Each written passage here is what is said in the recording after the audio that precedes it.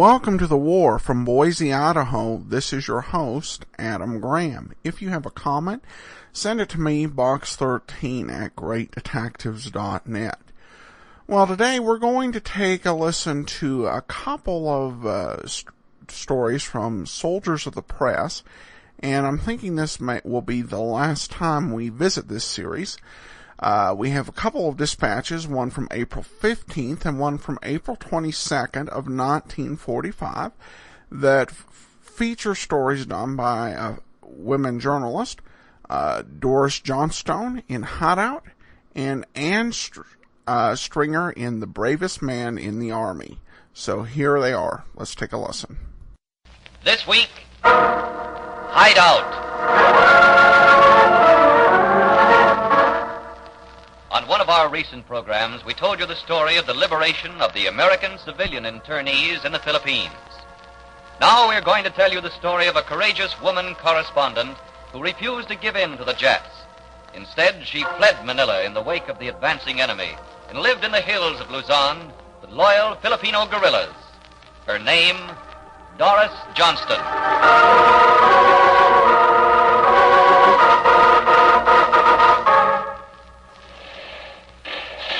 There is not much time, Miss Johnston. You are sure you want to go with us? I'm ready, Manuel. You're crazy, Doris. Stay with us in Manila. No, Bill, I know what I'm doing. But you're a woman, Doris. Hiding out in the mountains is all right for a man. We but must a hurry, woman... Miss Johnston. Japs get closer. Yes, Manuel. Listen, Bill. I saw what the Japs did to Hancock in 1938, and I know what they're going to do to Manila. I'll take the hills. Now, look, Doris. Please, look, hurry. So long, Bill, and good luck. Come on, Manuel. We go. Doris! Vámonos. Doris, come back! Come back!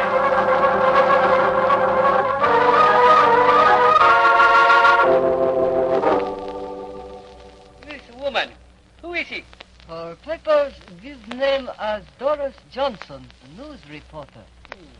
Doris Johnson, reporter. Well, go on. She escaped in hills January 2nd, 1942, with a Filipino named Manuel Lopez. We must find her, do you hear? Scour the hills of Luzon. This woman is dangerous to Japan. We will find her. Don't worry. Already our scouts are combing the hills of Luzon.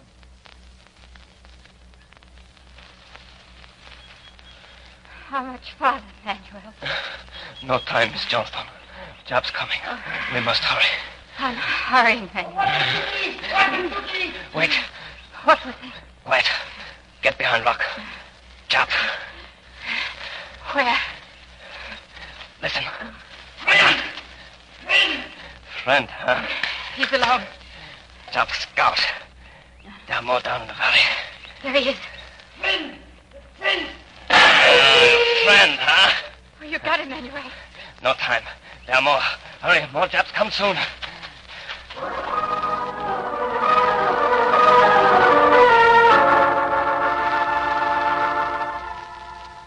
Well, Miss Johnston, we are here.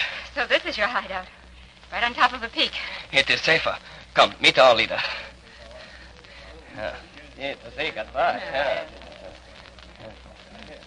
Manuel! Felipe! Welcome! An American woman. Yes, she come with me all the way from Manila. Miss Johnston, our leader. Felipe Galon. I'm glad to know you, Felipe. The Filipino guerrillas welcome you. Jose, some food. Our guests are hungry. Now we must talk. Tell me, Manuel, what did you find out? The Japs, are they... They almost caught us. Yes, we got one. But even now, they are combing the hills of Luzon, searching for us. That is no excuse. You let this Doris Johnson get away. Our best scouts followed them. Your best scout. What of Yamata? He is dead. Dead. As long as this woman remains at large, our policy in the Philippines is in jeopardy. The woman is a writer, and her words may find their way out to the enemy.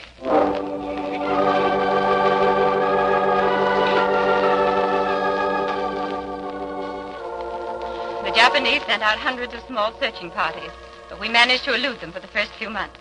And during that time, I watched the Filipino guerrilla movement grow from small bands of students into disciplined, responsible groups, raiding Japanese outposts in the mountains of Luzon, striking like lightning, and then withdrawing to their hideouts.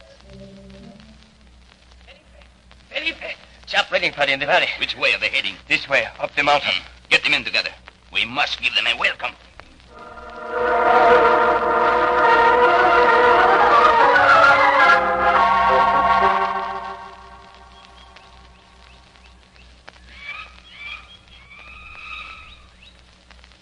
The men are placed, Felipe.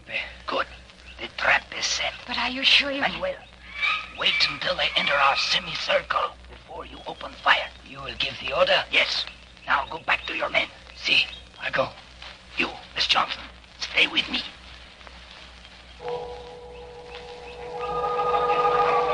They're coming. It is perfect. 20 of them, at least. Quiet.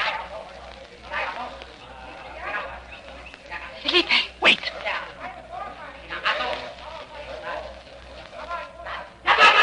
He sees us. Fire!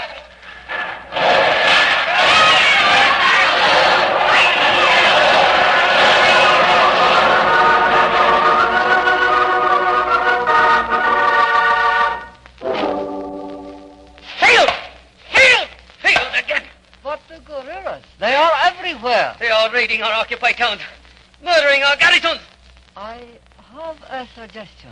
What is it? We must change our method from violence to friendship. Violence is the code of the samurai.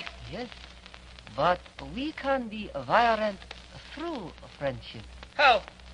We have burned their towns to the ground, tortured the inhabitants. But suppose we were to... I think I understand. Suppose we were to organize, shall we say, neighborhood associations, make friends with the Filipinos, and use them to spy on the guerrillas.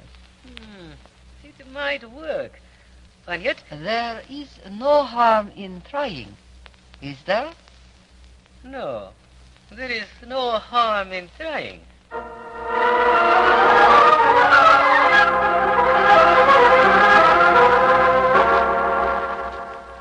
And so the Japanese organized their neighborhood associations, not only to capture guerrilla leaders, but to lure me from the hills of Luzon, away from my guerrilla friends. It worked to a point. By bribes, they persuaded some Filipino families to spy on one another.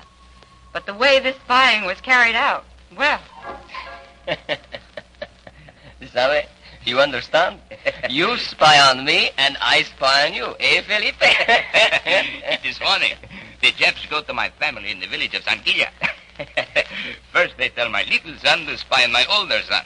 Then they tell my older son to spy on my daughter, and my daughter to spy on my wife. And who does your wife spy on? She spy on me. What did they tell the Japs? They must tell them something. Oh, they do. They tell Japs we are at such and such a place. And when the Japs go there, they say we have just left and are at another such and such a place. I'm beginning to understand. Yes, Miss Johnston. The Jap tongue is hanging out much long.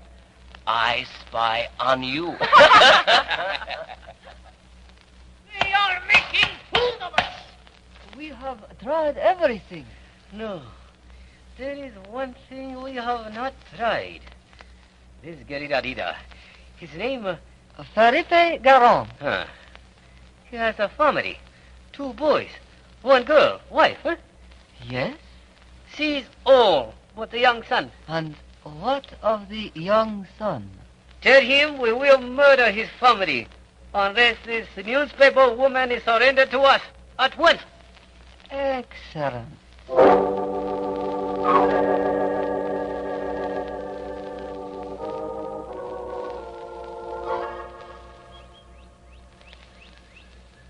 You are a brave woman, Miss Johnson. Someday you will write about the Filipino guerrillas, no? I can promise you that, Felipe. I wonder what your people thinks. Perhaps they think you are dead, no? You know, it has been 2 years since you left Manila with me. Yes, 2 years and 2 months, Manuel. It's hard to believe that this is March 1943. You are one of us, Miss Johnson, and we shall never forget. Felipe, listen. Someone's coming. It's Diego, my young son. He's come 19 miles from your village, Felipe. Diego, something wrong. Chaps, they take Mama, Lucrecia, Quito. Your family, Felipe. What else, Diego? What else? Jap commander, they say all die unless American woman surrenders. Canalla. No. Jap say must have answer tonight. We answer with this. No, Felipe. This time the gun does not help. I'm going to give myself up. No, Miss Johnson. Yes, Felipe. Hiding and sharing your privations and risks is one thing. But your family... No, I can't do that. You are a brave woman, Miss Johnston. I'm proud to have been one of you. Miss Johnson. Don't say it, Felipe. I understand. Diego? Yes, miss. We haven't much time. We must start back at once. Must hurry. Jack Commander's here tonight. You must come or he kill all of us.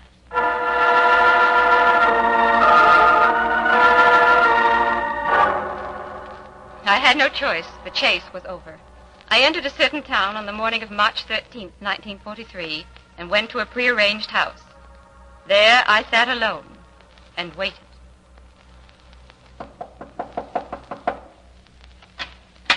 Yes, You, Doris Johnson, war correspondent? I am. You are under arrest.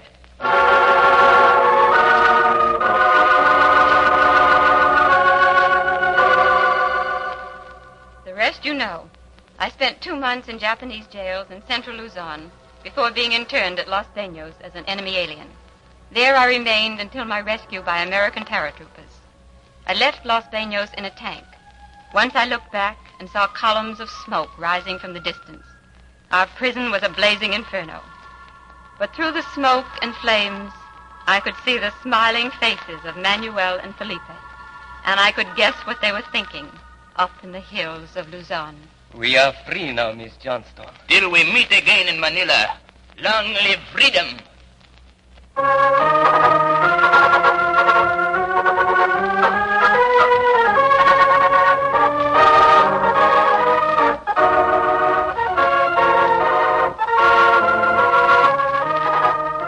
You have just heard Doris Johnston's dramatic, soul-stirring United Press story, Hideout, a saga of the gallant Filipino guerrillas.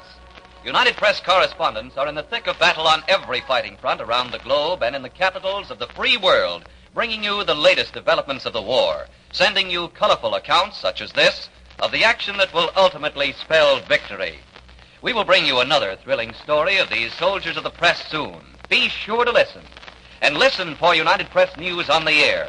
Look for United Press dispatches in your favorite newspaper. They are your guarantee of the world's best coverage of the world's biggest news.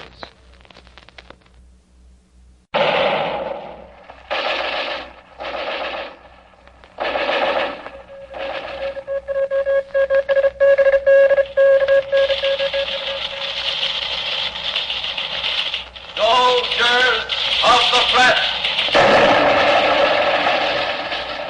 Bravest men in the army.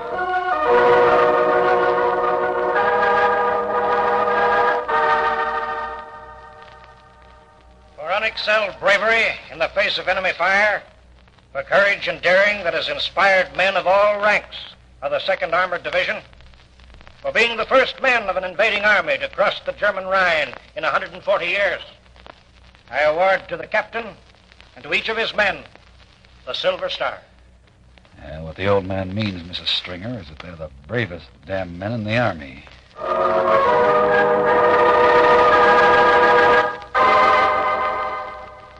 As I, Anne Stringer of the United Press, stood there with the colonel, 15 bearded, sodden, and grimy men stepped forward to receive their awards from Brigadier General T.D. White, commander of the 2nd Armored Division. It was bitter cold, and rain streamed down their mud-flecked faces. Look at those guys, will you? Fidgeting like schoolboys. Can you imagine their being nervous now after what they've been through? Crossing the Adolf Hitler Bridge, perfect targets against a raging fire, the Germans throwing everything at them, And the whole bridge, mind, and ready to go off at any moment. Exactly. Would you like to meet these men, Mrs. Stringer? Oh, what do you think? All right. Captain. Yes, sir. Well, Captain, have you got a minute? Somebody here would like to meet you. Or should it be the other way around? Oh, the other way around. But definitely. Well, here's your man, Mrs. Stringer, the guy who led the patrol across the bridge. Captain, this is Ann Stringer of UP. How do you do, Captain? Glad to meet you, Mrs. Stringer. Gosh, war's getting almost civilized. Captain, I'd like to hear the full story of that crossing. Sure thing, Mrs. Stringer. From the beginning, please, Captain. Well, first the orders came down from the command post. And you kind of had a feeling it was something big, didn't you? Yeah, I had an idea it'd be something tough. Well, that certainly wasn't any idle hunch. No, ma'am, but As I was saying, the orders came down. It was just afternoon then. I got my patrol together, and we hustled off to the post for briefing.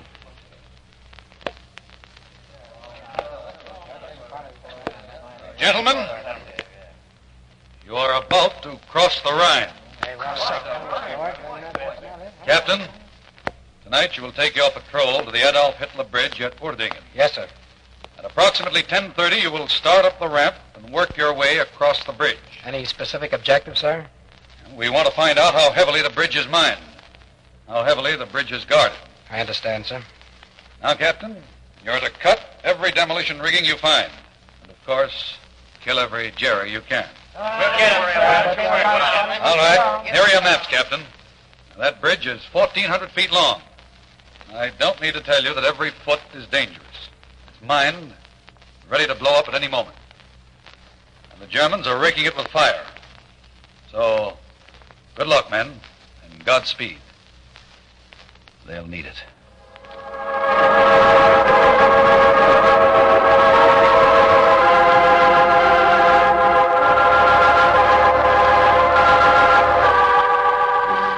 The rest of the afternoon, Mrs. Stringer, we studied those maps.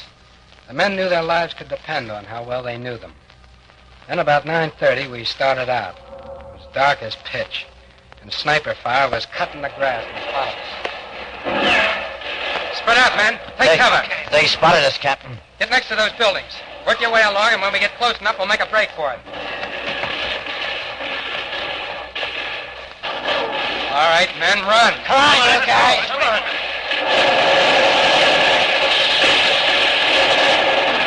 We made it, Captain. No one hit. But, boy, those Jerry's really got a Z-eye. Yeah, we made it. Now all we gotta do is get across the bridge.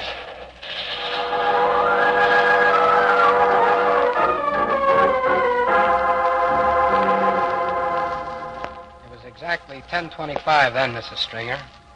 Our artillery was giving us hot support, but Jerry guns had set a terrific fire in a house just behind the bridge. And the fire made you a perfect target, eh? Like ducks in a shooting gallery. And you should have heard the shells whistling around our ears. All right, men, get going up the ramp now. Come on, Charlie. Let's go. Down, men. Down, every one of you. We gotta figure out something. They'll mow us down. Hey, Captain, I got an idea. Good, we could use one now. Why can't we duck over the side of the ramp and catwalk along that railing? Yeah, we stick our feet in the palings and work our way across. I'll go first. Come on, men. All right, men, come on. But watch your step. It's a 75-foot drop, and those cobblestones are mighty hard.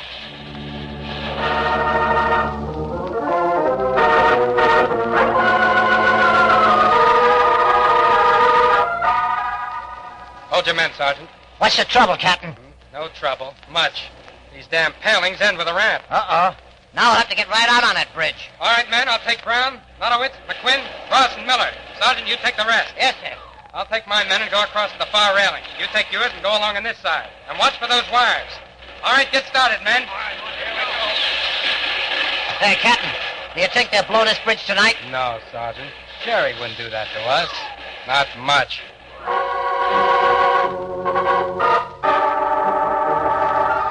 Privately, Mrs. Stringer, I had the same kind of feeling the sergeant had.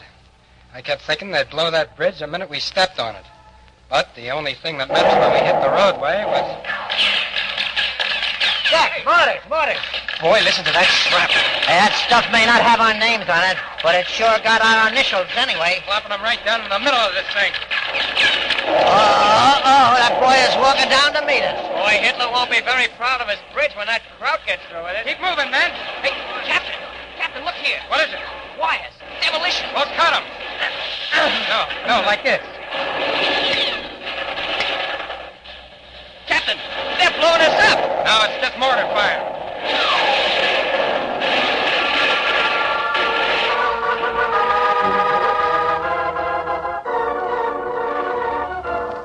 You know, Mrs. Stringer, cutting those first wires was like the kickoff at a football game.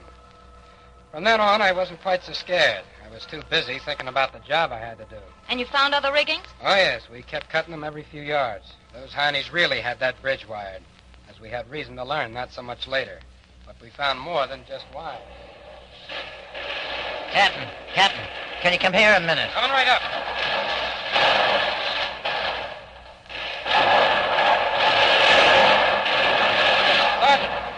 Sergeant, you okay? I'm okay. Here, right here.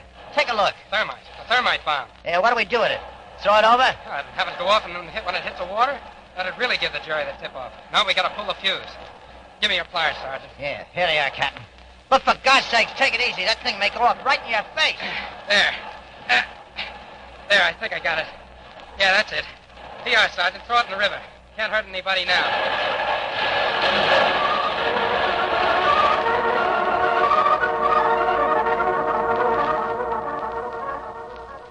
We moved a lot more cautiously after that, feeling our way across like blind men. Then, when we were about 3/4 of the way... Hey, Captain, look, up there, up ahead the bridge on fire, Captain. They're blowing the bridge, Captain. They're blowing it. Easy, take it easy. Nothing to worry about. It's just a fire set by those mortar shells. Relax. But, Captain, what are the flames spread to that hiney dynamite? Hey, look at that fire spread, Captain. What about it? Yeah, well, we'll be trapped. Fire at this end, fire at the other end, and us in the middle. Don't worry about that fire back there. The one up ahead's the baby. Yeah, look at that thing spread. Boy, it's really getting hot. Don't worry. This ain't half as hot as the place we're going. But listen to that stuff burn. Men, we're still about 50 feet from that fire. We gotta keep going. Get as close as possible. If there's an opening anywhere, we'll go through. Come on, let's go. Come on, boy.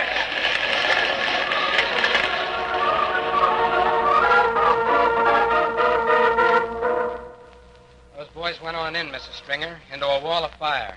If there had been any openings, they would have found them.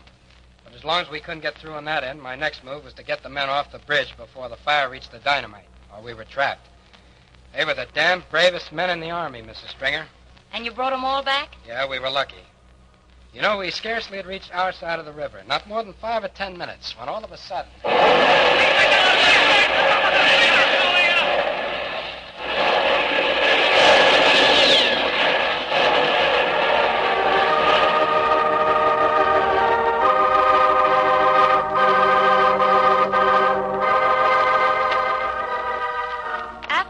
My story, I saw that bridge.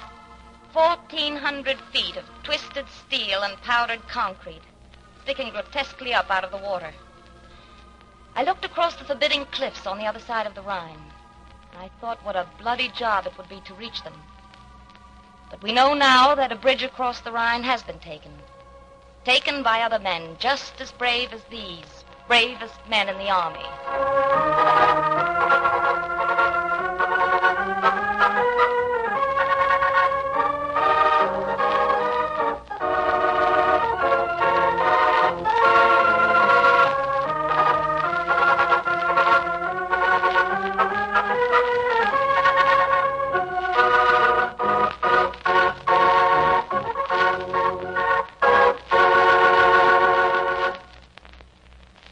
You have just heard United Press correspondent Ann Stringer's gripping story of the men who crossed the Rhine. The story of the bravest men in the Army. Like Ann Stringer, hundreds of United Press correspondents are working in the smoke of battle on every fighting front and in the capitals of the free world, sending you the latest developments in the news. We will bring you another stirring story of these soldiers of the press soon. Be sure to listen, and listen for United Press news on the air. Look for United Press dispatches in your favorite newspaper. They are your guarantee of the world's best coverage of the world's biggest news. That will do it for today. If you have a comment, email me, box13@greatdetectives.net. I welcome your story or that of loved ones who served during World War II. Ken Curlin provides our opening theme music, kencurlin.com. I am your host, Adam Graham. This series is provided as a service of the Great Detectives of Old Time Radio, greatdetectives.net.